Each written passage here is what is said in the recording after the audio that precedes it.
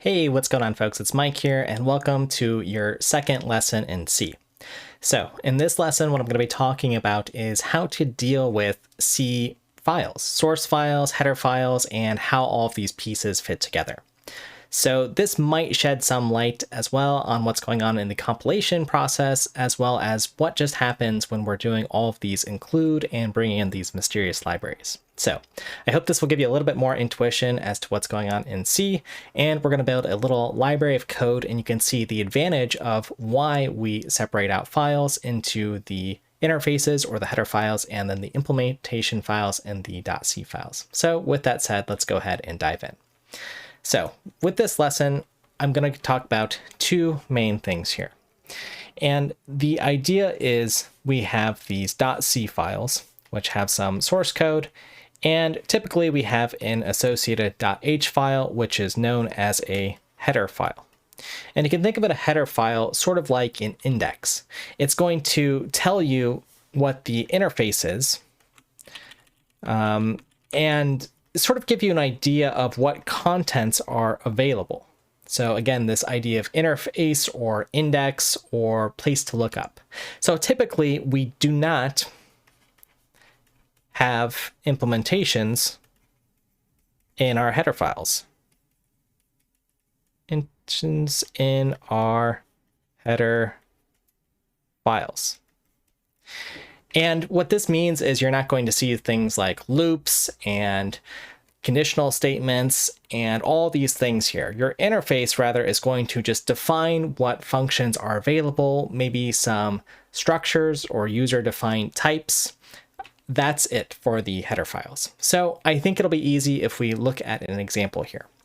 So again, this is the first thing that we're going to talk about, this sort of difference. And then the second insight we will get is compilation, which I'll highlight below here as we proceed forward. So what I want to go ahead and do is just sketch out our program here.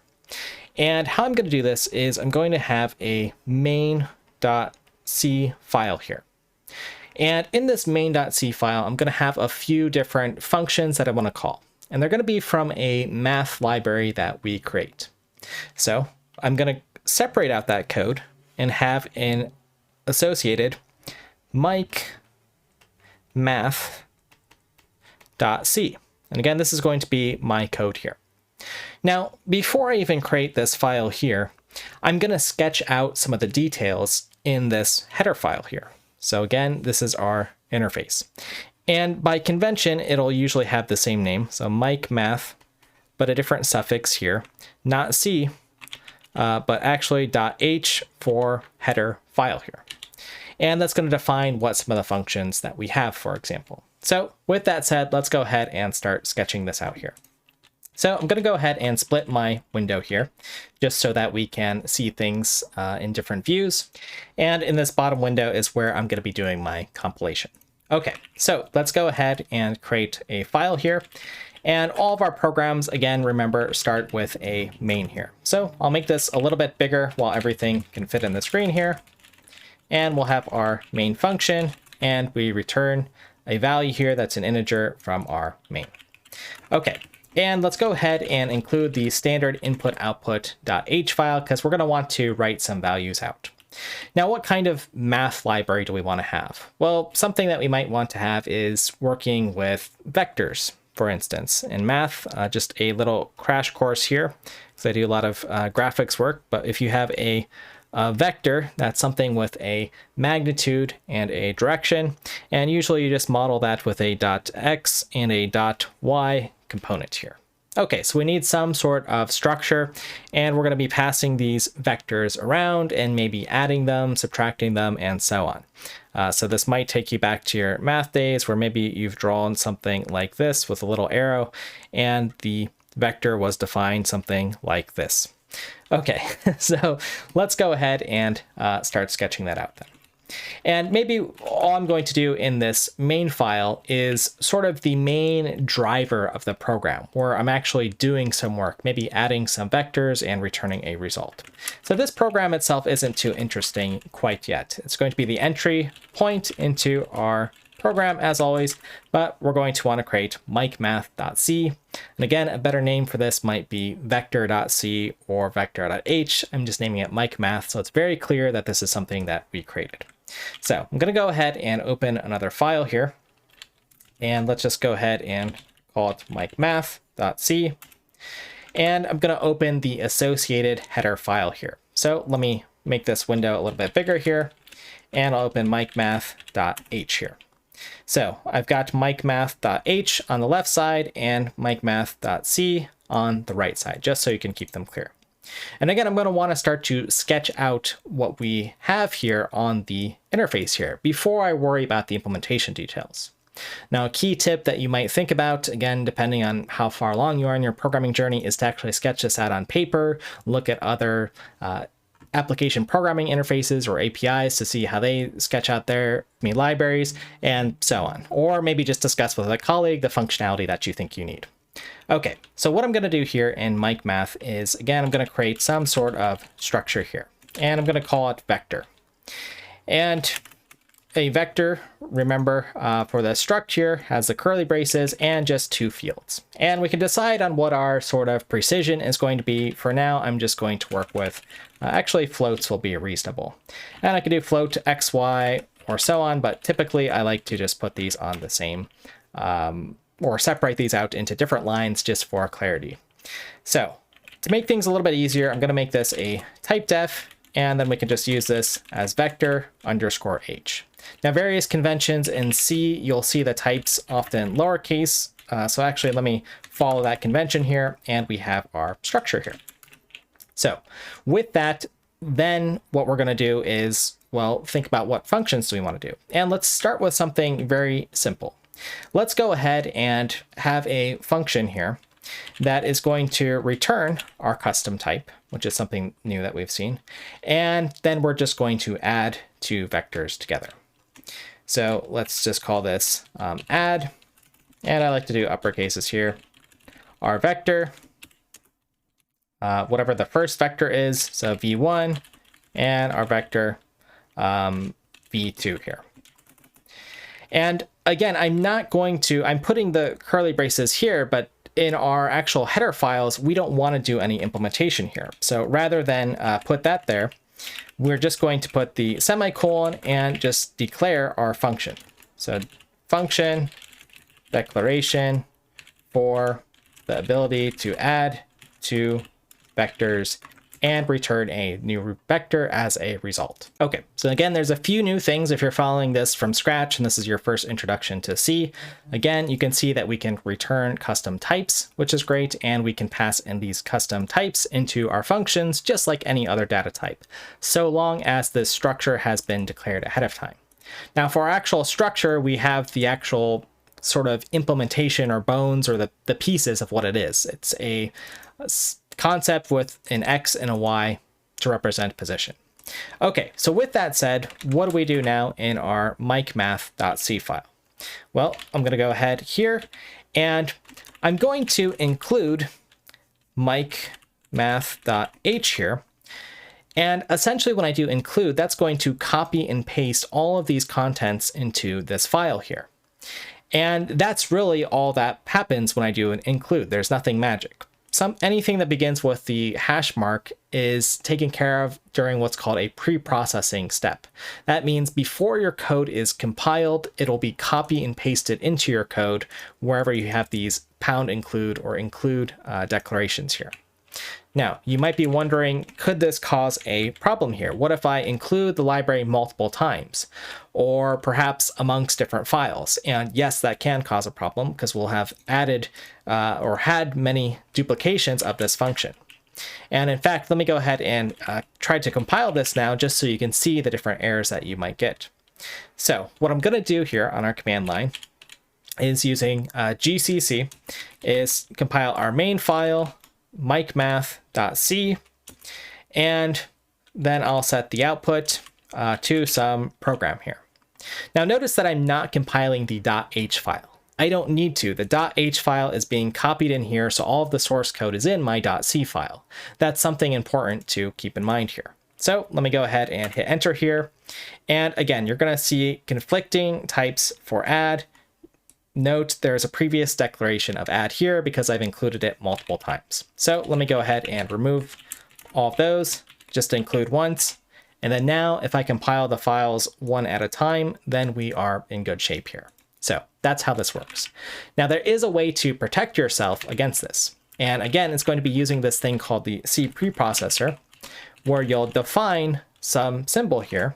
And typically it's the file name, micmath_h. It could be any unique name that you think of. Just make sure it's something you're not going to use more than once. And we say, if not defined, micmath_h, then we define this unique symbol, and then we put in end if here with the preprocessor. So there you can see all of the file here. So basically when I include micmath here, it's going to read this first line and say, hey, if I haven't defined this symbol during this pre-processing step, go ahead and define it, and then add in or copy and paste all of this code. So that'll happen the first time. And then if I try to include this again, like let's try a couple times, it'll simply say, hey, this micmath_h has been defined before, so we don't need to proceed further here. And that's what's known as a sort of conditional compilation. And again, it's using the preprocessor. Okay, so that's the idea, and it lets us include the same file multiple times without worrying about duplicating these symbols. Okay, so let's go ahead and look at our implementation here. So in order to do our implementation, well, we've got the function declaration here, but I'm going to need to define this particular function. So we'll need a function definition, and it needs to match the same signature, that is the same return type, the same name of the function, and the same parameters in order for us to implement this. So I've just called this add, that takes in a vector v1 and vector 2 here. And all this is going to do is return a new vector that has added v1's components here. So I can create the vector here. I'll call it result, and the result.x, so we're accessing the field here, equals v1's.x plus v2's.x. And I'll repeat this code for the y components here, and making sure to replace all of these. Okay, and then we need to return something, and we are returning the result here. Now, before I run this code though, we have to ask ourselves a little bit of a question here. Is there going to be a problem? Because we're going to be creating this vector h here, result, and we've talked previously about scope if you've watched the Learn C in one day, the previous lesson here, where I have talked about the scope of this variable being declared here only within these curly braces is where it will actually live or be accessible here. So if I return this and this is being deleted, this is actually going to cause a problem. So we need to think carefully about our libraries and how we're working with things. So instead, what I'm going to do is, instead of doing the return here, this is just going to be a void function. So I have to match my function definition here. And what I'm going to need to do is decide how I'm going to get the output here. So what I'm going to do, because I want to modify this actual vector here, this is going to be the output vector here. And v2 is going to be the input. So how this will work is we'll take in the input and the output, add them together, and save the result in the output, mutating this value only. Okay, so that means I can get rid of the result. There's no return type, and I just have to be a little bit careful with how I do my addition here. Now, again, because these are pointers coming in, this means we're actually going to change the values here. So out, and then the arrow, and the out y. So these will look the same here.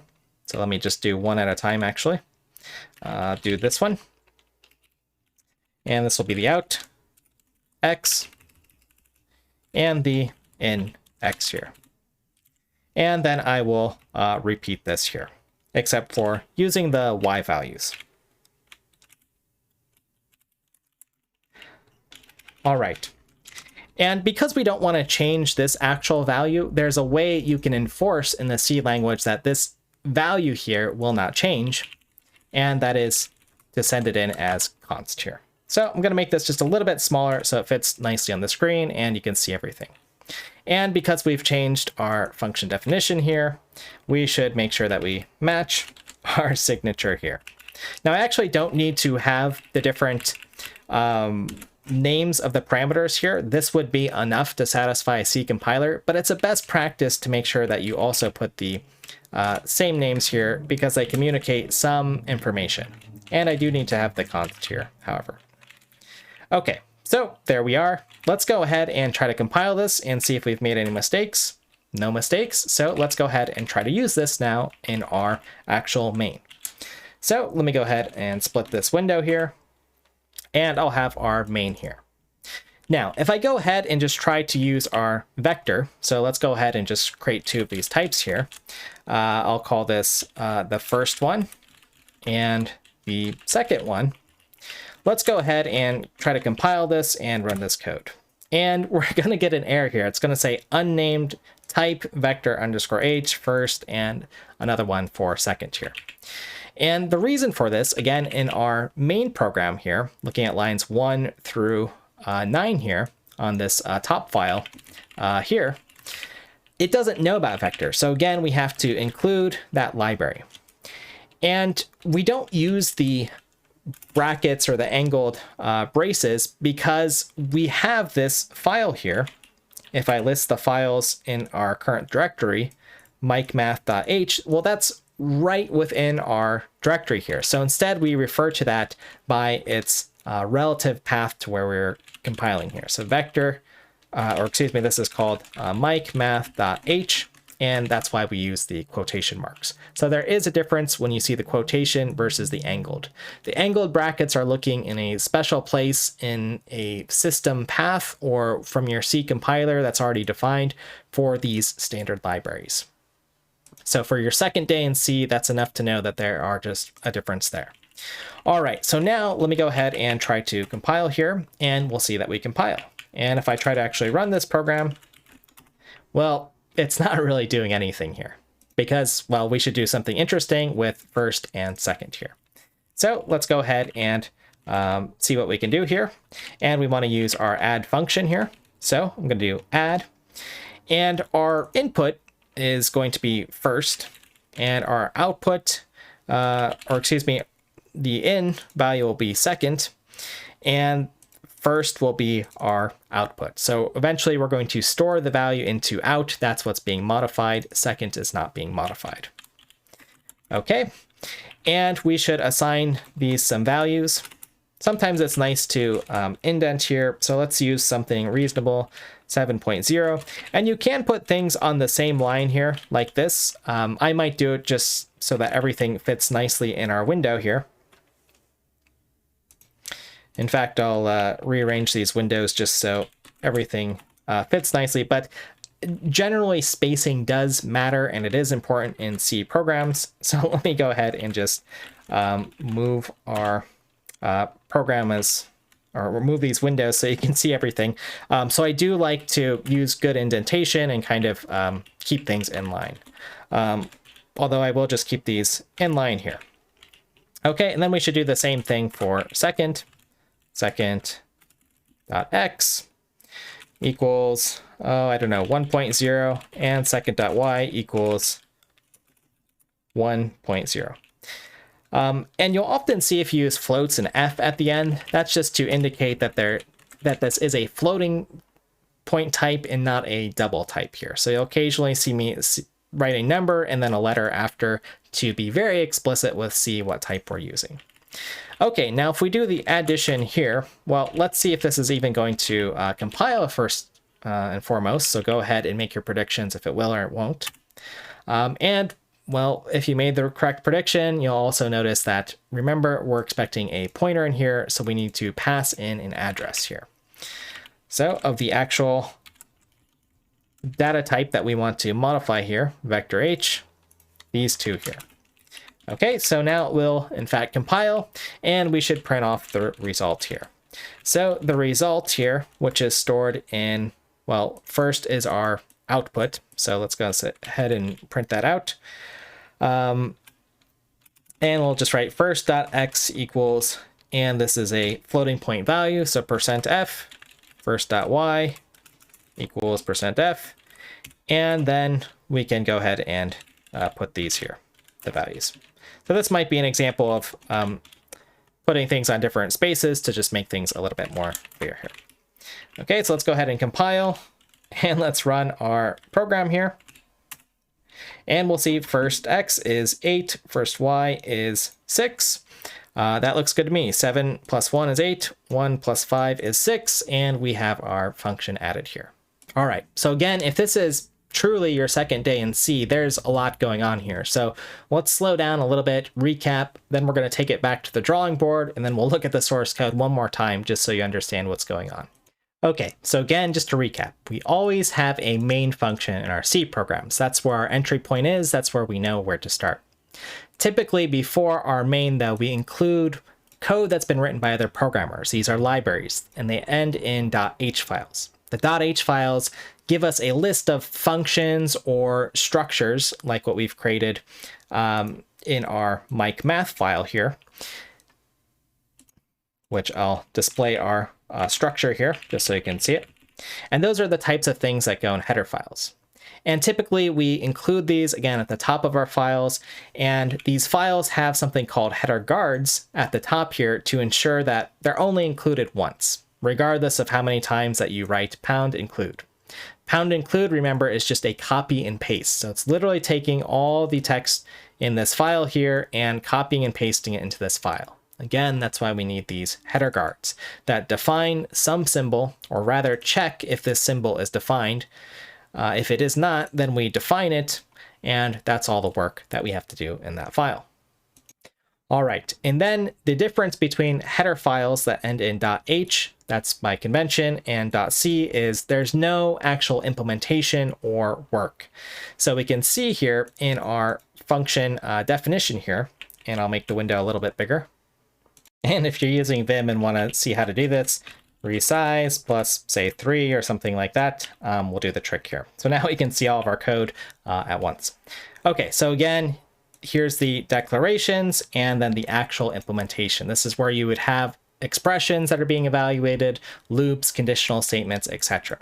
And we match the function definition with our declaration here, meaning the return type, the name, and all the parameters have to be the same. And remember, in C, we can only name a function add, for example, one time with an uppercase A, D, D, and so on. All right, and then finally, if we want to actually use the functions or the data types that we define here, like vector_h, then we include math in the main.c file, and then we have access to that type and then all the functions here. So again, it's kind of nice because what we can do is just quickly skim over math.h, see that there's an add function, this new vector data type, and know that those are available. And we say, hey, I need those things, so I'll include it, and then you can start using those data types as needed. Now, this lesson also provided a little bit of a refresher to be careful about the data types that you're passing in, headers, and we also have to think about when we return from a function, for instance, are we returning something that's local in scope and going to disappear? Because in fact, that will just sort of leave us with no result. So we fix that by just passing in a pointer and then using that as a output parameter. So this is the actual thing that we are modifying. This side we are not modifying. And that sort of goes a little bit to different API designs, and there's pros and cons to that, which will be perhaps for your third, fourth, or fifth, etc. day of C. All right, so let's go ahead and take this to the drawing board again, just to understand what we did with this source code here. So I'm going to make the source code a little bit smaller so that it, again, fits reasonably well here. We took our main.c file, which has our entry point into the program. We have math.c. And these two files here, these are the only ones that get compiled. So when we have gcc here, we are only inputting these two files into GCC. Because again, this file was essentially copy and pasted here, or it was copy and pasted here. One of the two. We included it both places, but again, because of the header guards, it only is applied one time. All right, and then GC will take these two files here, and it will glue them together, do the compilation, and we get a bunch of ones and zeros. There's actually another step in here that we won't talk about quite yet, which is sort of linking everything in together, including the standard library that we've included. But eventually we get our program here, /prog, which we can then run here. All right, so hopefully that gives you some intuition about these .h files that we've included. So somewhere else, someone has written the standard io.h, which has functions like printf, puts, and different functions that we've been previously looking at in this series. And then now you'll know how to properly create your own .h files and your .c files, and how and why some of these things are structured. And they're really structured because it allows you to split up your source code so you don't have to put all of your code in one file, which would get pretty unreasonable to maintain or hard to work with in a team here.